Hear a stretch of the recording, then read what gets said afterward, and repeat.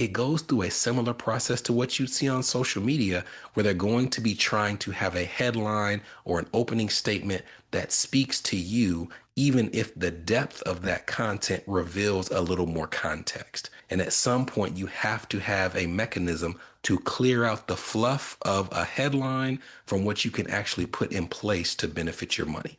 And what I have found is, in spite of the natural inclination to do content like that, which we try to avoid unless it truly is something that we can comment on that is a relevant news story where we can provide some more context, there is still value in foundational topics.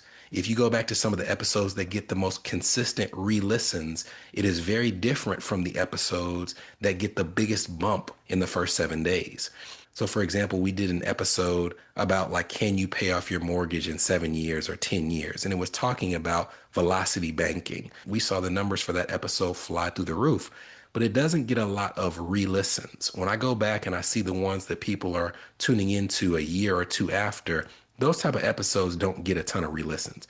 But you know what does? Episodes like, how much should I have in my emergency fund? Episodes like, how does a home equity line of credit work?